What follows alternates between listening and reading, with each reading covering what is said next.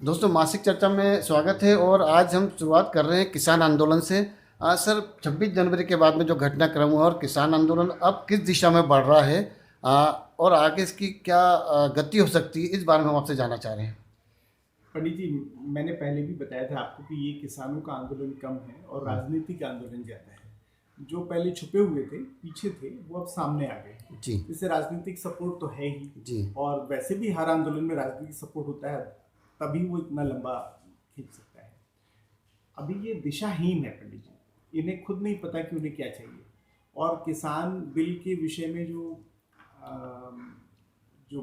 भ्रम बनाया हुआ था, जी। वो अभी कोई नष्ट जा नहीं रहा है। वो भ्रम बना हुआ है अभी भी। तो मुझे ऐसे लगता है कि इसकी दिशा अभी त्रुटिपूर्ण है, भ्रमपूर्ण है, और ये लोग बहुत जल्दी और कई नई चीज़ें उसमें ला करके आंदोलन को किसी तरह खींचने का प्रयास करेंगे। 26 जनवरी को जो घटना हुई लाल किले में, जो इस प्रकार का घटनाक्रम हुआ, जी। वो किसी भी प्रकार से मेरे ख्याल से न्यायोचित तो नहीं है। नहीं। लेकिन एक भारतीय इतिहास में जब हम किसान आंदोलन देखेंगे तो उस घटना का भी कहीं न कहीं प्रतिबिंब सामने आएगा, छायाचित्र सामने आएगा। कैसे देखते हैं आप इस घटनाक्रम को? इसका क्या प्रभाव पड़ने वाला है आने वाले दिनों पर, अपने राष्ट्रवाद के भी विषय पर, और खासकर जो आंदोलन हो रहे हैं उन लोगों के लिए क्या सबक रहेगा ये? 26 जनवरी को दो महत्वपूर्ण बातें हुई। पहली बात तो ये कि उन्होंने शांतिपूर्ण आंदोलन की महत्ता को फिर से बल मिला। जी। जनता किसी भी हाल में स्वीकार नहीं करती है कि हम लोग ये हिंसा वगैरह का कोई रास्ता अपनाएं। जी। तो पूरे देश की जनता ने एकजुट होकर के उस हिंसा का विरोध किया। जी। ये बहुत स्पष्ट है।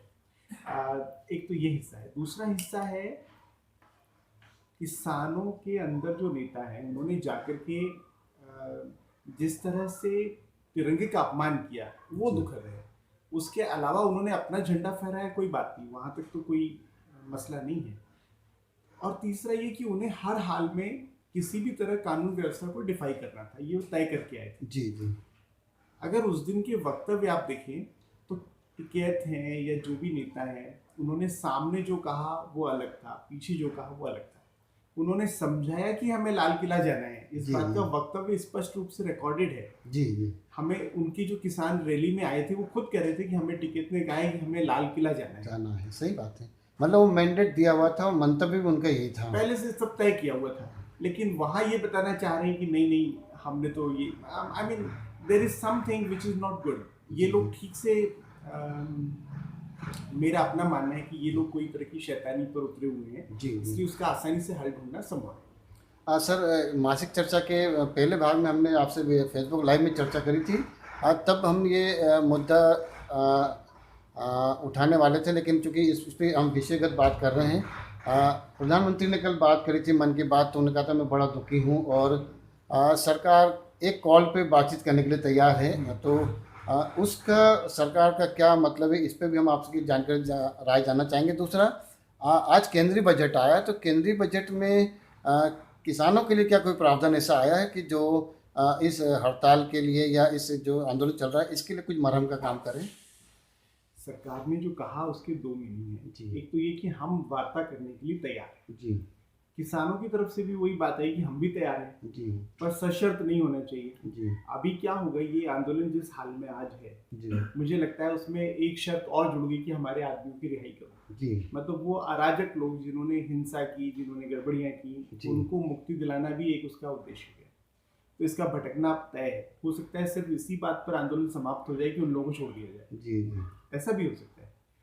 टिकैत ने जो उस दिन जो बात कही थी, जा रहे हैं, कर रहे हैं, और बाद में जो सारा का सारा हुआ, वो सब ऐसे लगता है आंदोलन कहीं और से ड्राइव हो रहा है, कहीं और से चल रहा है। मतलब इसकी ये तो कठपुतलियों की तरह सामने खड़े हुए हैं। जी। जी। कहीं और से वो आंदोलन की रिमोट चल रहा है, ऐसे लगता है। बजट प्रावधान का हमने आपसे बजट में इस बार किसानों के लिए बहुत सारे नए नए प्रोविजन किए हैं। जी। इवन पैडी के परचेस की कीमत तो बढ़ाने का तय किया ही है, जी। वो तो एक रेगुलर प्रोसेस है, पर उसकी क्वांटिटी बढ़ाने का प्रोविजन किया है।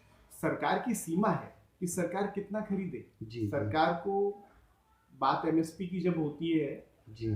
मान लीजिए हमने 1 लाख टन बताया, तो सरकार तो खाली 30,000 टन खरीदती है, क्योंकि जी। उसे बेचना है अपनी दुकानों के थ्रू, उसके सही लिए बात है, खरीदती है। पीडीए जो तो सिस्टम है। एमएसपी तो वहीं लागू होता है डिस्ट्रीब्यूशन सिस्टम पर, बाकी तो कहीं के लिए वो खरीदती नहीं है। जी। जी। पर सरकार ने इसके बाद भी अपनी सीमा से आगे जाकर के माल खरीदा। जी पहले भी बहुत सारा माल गोडाउन्स में पड़ा हुआ है जो उन्होंने ज़्यादा खरीद लिया और उन्हें कम भाव पे बेचना पड़ा है। जी अभी बाजरा अपने मध्य प्रदेश में 20-22 रुपए में खरीदा था और 2 रुपए 3 रुपए में बेचना पड़ा। जी तो ऐसे बहुत सारे किस्से हैं जहाँ सरकार, पर ठीक है, सरकार क्योंकि इसको व्यापार की तरह हर समय नहीं ले सकती, सरकार का उद्देश्य कई मायनों में और भी होता है, तो सरकारें ये काम करती रहती हैं। मैं एक बार पुनः उसी मुद्दे पर आ रहा हूँ जहाँ वो चर्चा करना चाह रहे थे कि बाहर से सपोर्ट आ रहा है। अब पिछले दिन देखने में आया कि इमरान खान को सिख समुदाय से, सिख समाज से काफ़ी प्रेम हो गया है। कनाडा में काफ़ी कुछ प्रलोभन दिए जा रहे हैं कि आप ऐसा करेंगे तो ऐसा हो जाएगा, और वो बात साबित भी हो रही है। अंतर्राष्ट्रीय जगत से इस प्रकार इस आंदोलन का जुड़ाव क्या आप देख पा रहे हैं? वो देश के लिए कितना नुकसानदायक है, और वो उनकी मंशा क्या है, वो क्या लोग चाहते हैं? पंडित जी, विदेशियों का इसमें कोई दिलचस्पी नहीं होनी चाहिए। जी पहली बात, इमरान हो चाहे जस्टिन हो, जी कनाडा के जो प्रधानमंत्री हैं, कोई भी हो, लेकिन क्योंकि कनाडा में सिख समुदाय बड़ी संख्या में रहता है, जी 26 जनवरी को उन्होंने कई किलोमीटर लंबी रैली निकाली जी जिसमें वही झंडा था जो लाल किले पर फहराया, खाली उसके नीचे खालिस्तान लिखा हुआ था। जी जी मतलब अकाल जी। जिसे हम कहते हैं, वो झंडा लगाया, उसके नीचे खालिस्तान लिख करके they did kilometre long rally जी ऑन कार्स।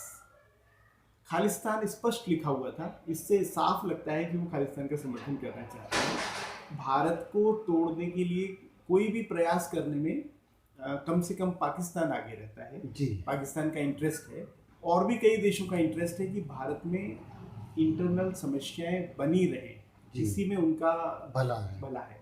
अभी एक बहुत अच्छी छोटी सी बात चलती है, आप कहेंगे व्हाट्सएप की न्यूज़ है, व्हाट्सएप की है या फेसबुक की है। जी जी वो कहते हैं कि इधर इतने किलोमीटर इधर नहीं आते, 10 किलोमीटर दूर चले जाते आप पाकिस्तान में, तो हाँ। ननकाना साहब आपका हो जाता है। सही बात है। और दूसरी महत्वपूर्ण बात है कि ये लोग, अब खालिस्तान की बात कर रहा हूँ मैं, कि जी। वो लोग पंजाब मांगते हैं, पंजाब दे दो। जी जी तो पंजाब भारत का क्यों दे दो, आप पहले पाकिस्तान का पंजाब तो ले लो। हाँ सही बात है। तो ये बहुत स्पष्ट रूप से भारत में डिस्टर्बेंस क्रिएट करने के लिए इन चीज़ों का उपयोग होता है। मैं वही चीज़ जो पूछना चाह रहा था, आपने अपने जवाब में कहीं ना कहीं स्पष्ट कर दी है। क्या सिख समाज या जो है भारत में जो खालिस्तान की मांग हो रही है, क्या एक बार फिर पंजाब अराजकता की राह पे जा रहा है, कैसा लग रहा है आपको?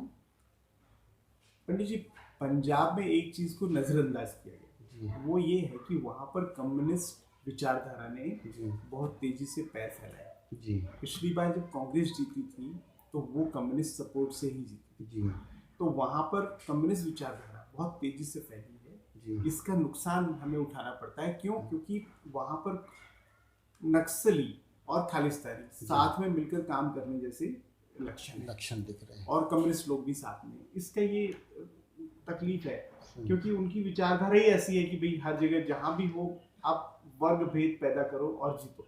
सही बात। तो इससे हमें निपटने की आवश्यकता है। सर, चलते चलते एक अंतर्राष्ट्रीय घटनाक्रम जो आज सुबह हुआ है, म्यांमार में तख्ता पलट हुआ है और आंग सान सू सहित कई सरकार के वरिष्ठ उनको कैद में रखा गया। जैसा सरकार बता रहे हैं कि शायद कुछ सीमित समय के लिए, सेना ने करा है, मतलब एक छोटा सा खरा है।